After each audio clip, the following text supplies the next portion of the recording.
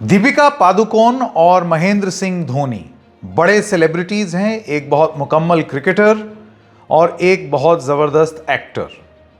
क्या ऐसे सेलिब्रिटीज जो अपने मेन काम के अलावा डाइवर्सिफाई करने के लिए, पोर्टफोलियो डाइवर्सिफाई करने के लिए अपने ऑफिसेज के माध्यम से और बिजनेसेस में निवेश करते हैं, जो गुनाह नहीं है, करना चाहिए, बिल्कुल इसी तरीके से इंसान ग्रो करता है और ये कोई अपराध नहीं है। सेलिब्रिटीज़ को हक है कि वो अपना पैसा निवेश करें जहां वो करना चाहते हैं और नए स्टार्टअप्स में इन्वेस्ट करें। ये एक अच्छा सेंटिमेंट और कल्चर भी बिल्ड करता है। लेकिन ब्लू स्मार्ट कांड के बाद, जिसमें मालिकों पर पैसे की हेरा फेरी का आरोप लगा है, क्या उससे इन सेलिब्रिटीज के इन्वेस्टमेंट्स पर भी सवाल उठ रहे हैं? और सवाल इस तरीके से कि क्या सेलिब्रिटीज को थोड़ा और केयरफुल होने की जरूरत है कि वो किस में निवेश कर रहे हैं, कब निवेश कर रहे हैं और किसके कहने पर निवेश कर रहे हैं। म्यूचुअल फंड जब लिया जाता है तो जल्दी से कहा जाता है read offer document carefully before investing, they are subject to market risk. तो क्या सेलिब्रिटीज जो खुद सेलिब्रिटी हैं और उनकी इज्जत दांव पर है, उनको भी मार्केट रिस्क को समझते हुए बहुत केयरफुली इन्वेस्ट नहीं करना चाहिए? ये पूरा मामला क्या है, आइए आपको एक एक करके बताते हैं। नमस्कार, मेरा नाम है संकेत उपाध्याय और आप देख रहे हैं इशारों इशारों में। तो सबसे पहले आप लोगों को फिर से एक बार बता दें, ब्लू स्मार्ट नाम की एक company electric vehicle mobility cab hailing app था, जिसमें आप ये टैक्सी सर्विस की सुविधा ले सकते हैं। बेंगलुरु में, मुंबई में, दिल्ली में इंटरनेशनल ऑपरेशंस भी खोले। 2019 की कंपनी बहुत तेज़ी से आगे बढ़ी। 2022-23 तक तो एकदम वाह क्या कहने, इनके कैब्स को लेकर के इनके जो कस्टमर्स थे उनके भी बहुत अच्छे रिव्यूज़ थे, उस पर भी हम प्रोग्राम लेकर के आए। लेकिन जब ये लोग फंड्स रेज कर रहे थे, और ये भी एक लीगल प्रोसेस है, तो उस फंड रेजिंग प्रोसेस में दो सेलिब्रिटीज़ ने भी अपने ऑफिस के माध्यम से ब्लू स्मार्ट में पैसे निवेश किए। उनमें से दीपिका पादुकोण और महेंद्र सिंह धोनी इन्वॉल्व थे। सबसे पहले दीपिका पादुकोण की बात कर लें। 23 सितंबर 2019 को KA एंटरप्राइजेस एक चैनल ऑफ इन्वेस्टमेंट था। ये दीपिका पादुकोण के बिहाफ पर अमंग द मेनी इन्वेस्टर्स, उसमें से एक दीपिका पादुकोण भी थी, जिन्होंने पैसा दिया ब्लू स्मार्ट को। तो एंजल राउंड इन्वेस्टमेंट था ये। एंजल राउंड का मतलब ये होता है एकदम शुरुआत में। जैसे कि आप लोगों को मालूम है 2019 में ही ये कंपनी बनी थी, तो उस समय अगर कंपनी बनी और उसमें कोई निवेश करना चाह रहा है तो उसको एकदम शुरुआती निवेश को एंजल राउंड इन्वेस्टमेंट कहा जाता है। तो Deepika Padukone angel round investment में ब्लू स्मार्ट में उन्होंने निवेश किया तमाम और लोगों के साथ। इसमें को इन्वेस्टर्स थे JITO angel network, Sanjeev Bajaj, Rajat Gupta और अन्य लोग। ये सब मैं मीडिया रिपोर्ट्स के हवाले से आपको बता रहा हूं।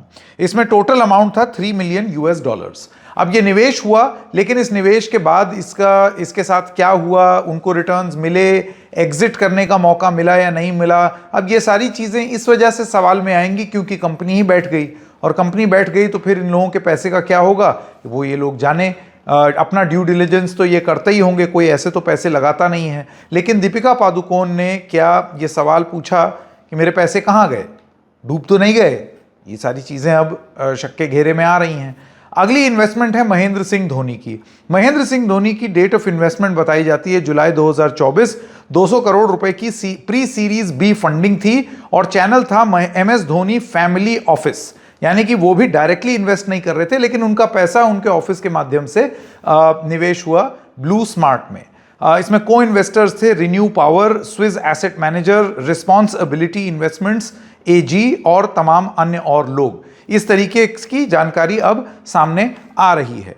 देखिए 25 जुलाई 2019 को एक, जैसे कि आप जानते हैं कि ये MS धोनी के साथ पहली बार नहीं हुआ है, और मीडिया रिपोर्ट्स ये बताती हैं कि एक company backed by MS Dhoni, उनको मनी मिला, पैसा मिला आम्रपाली ग्रुप से, और आम्रपाली ग्रुप से उनकी एक अलग लड़ाई है जो चल रही है और बहुत बड़ा विवाद का मुद्दा बना था ये आम्रपाली ग्रुप के साथ। यानी कि एक बार निवेश करके और एक बार ऐड करके वो एक बड़े ब्रांड के लिए चोट खा चुके हैं, और उसके बाद अब ये दोबारा उनके साथ हो गया है। तो ये एक चिंता का विषय महेंद्र सिंह धोनी के लिए भी है, और जो उनके इन्वेस्टर्स हैं, जो उनके बिहाफ पर उनका फैमिली ऑफिस निवेश कर रहा है, वो उनसे हो सकता है सवाल पूछें कि ये किस तरीके की इन्वेस्टमेंट हुई भाई।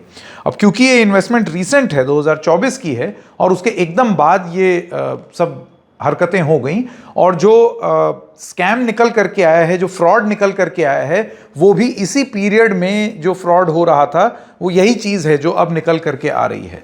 इसमें कुछ सवाल आते हैं, और सवाल सबसे बड़ा ये है कि इन निवेशकों को ये कैसे पता चले कि एक कंपनी में फ्रॉड हो रहा है, जब किताबों में कोई ऐसी चीज़ दिखेगी नहीं। अगर आप चार्ट्स देखें तो कंपनी अच्छा काम भी कर रही थी, तो ये कैसे पता चलेगा कि कैसे क्या गड़बड़ हो रही थी। और जब तक गड़बड़ होती है तब तक क्या बहुत देर नहीं हो जाती है।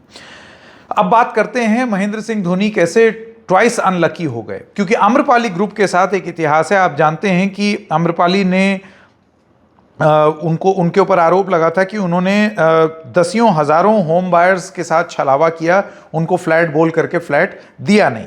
सुप्रीम कोर्ट ने इसमें एक प्रोब ऑर्डर की आम्रपाली के टॉप ऑफिशियल्स के खिलाफ। इसमें महेंद्र सिंह धोनी इसलिए इन्वॉल्व हो गए क्योंकि आम्रपाली के वो ब्रांड एम्बेसडर थे। 2016 में फ्लैट बायर्स ने महेंद्र सिंह धोनी से कहा कि आप इस ब्रांड से डिसएसोसिएट कर जाइए, हट जाइए, देख रहे हैं आप ये किस तरीके की हरकत कर रहे हैं, इनके साथ ना जुड़िए। महेंद्र सिंह धोनी ने और उनकी कंपनी ने, जिसका नाम था रीति स्पोर्ट्स, उन्होंने आम्रपाली को अदालत में भी घसीटा और उनके ऊपर आरोप लगाया कि उन्होंने 150 करोड़ रुपए का भुगतान नहीं किया है महेंद्र सिंह धोनी को। 2009 से 2015 के बीच में आम्रपाली का यह कहना है कि हमने 42.22 करोड़ रुपीस रीति स्पोर्ट्स को दिए। ऑडिट रिपोर्ट ने फिर यह बताया कि आम्रपाली एंड रीति sports got into sham agreements.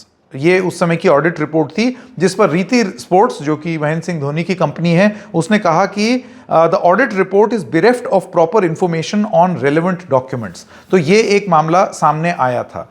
मामला अदालत भी गया, बहुत ही डर्टी भी हो गया, लेकिन एक बार फिर से वो आम्रपाली वाले चैप्टर का दोबारा सा उल्लेख यहां पर इसलिए हो रहा है क्योंकि वैसी ही परिस्थिति हम दोबारा बनते हुए देख रहे हैं इन दोनों सेलिब्रिटीज को लेकर के। क्या सेलिब्रिटीज को केयरफुल होना चाहिए क्योंकि उनका नाम इन्वॉल्व होता है।